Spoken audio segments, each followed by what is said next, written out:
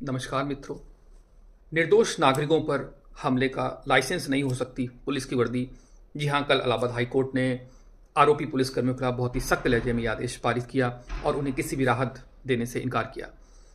दरअसल ये आरोपी पुलिसकर्मी इलाहाबाद हाई कोर्ट में इन्होंने पिटीशन दाखिल की थी अपने खिलाफ चल रहे वाद में सुरक्षा लेने के लिए 197 सेक्शन के सीआरपीसी के। दरअसल सेक्शन 197 सीआरपीसी का ये प्रावधान करता है कि किसी भी लोक सेवक के खिलाफ कोई भी मामला चलाने से पूर्व सरकार से अनुमति आवश्यक है और इन पुलिसकर्मियों का कहना है क्योंकि उनके खिलाफ अनुमति नहीं ली गई केस चलाने की, तो ऐसे में ये जो केस चल रहा है इसको खारिज कर देना चाहिए क्योंकि इसमें प्रोसीजरल जो सैंक्शन है वो फुलफिल नहीं होती। इस पर इलाहाबाद हाईकोर्ट का कहना था कि देखिए 197 सेक्शन की जो प्रोटेक्शन है वो लोक सेवकों को उनके वैधानिक कर्तव्यों के निर्वहन के लिए दी गई है, न कि गैर कानूनी कार्यों के लिए। इसका प्रोटेक्शन उसके लिए नहीं हो सकता। और इसका जो उद्देश्य था वो ये था कि लोक सेवक बहुत तरह के निर्णय लेते हैं और हो सकता है उनके कार्यों को बाधित करने के लिए कुछ लोग किसी भी आधारहीन मामले में उनके खिलाफ केस चला दें, तो उसकी प्रोटेक्शन के लिए इसका प्रावधान किया गया है। तो ऐसे मामले में कोई भी प्रोटेक्शन संभव नहीं है देना और उनके खिलाफ केस जारी रह सकता है। दरअसल संक्षेप में ये मामला समझते हैं।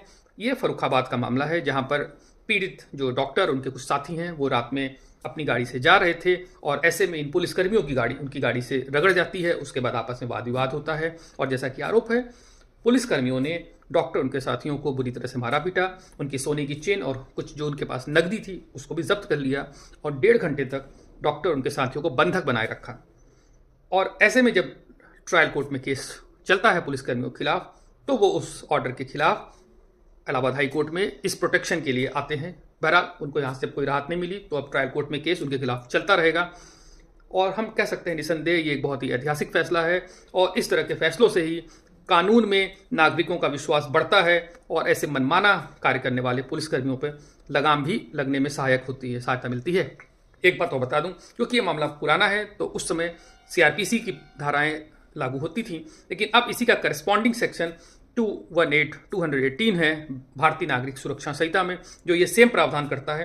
हालांकि इसमें एक महत्वपूर्ण अमेंडमेंट भी किया है सरकार ने और वो ये है कि अगर 120 दिन के अंदर अनुमति नहीं मिलती तो ये माना जाएगा कि अनुमति सरकार ने दे दी है। तो एक तरह से एक डीम्ड ये प्रोविज़न कर दिया गया है जो कि बहुत ही सकारात्मक मुझे लगता है और निसंदेह इससे नागरिकों को अपने अधिकारों की रक्षा करने में सहायता मिलेगी।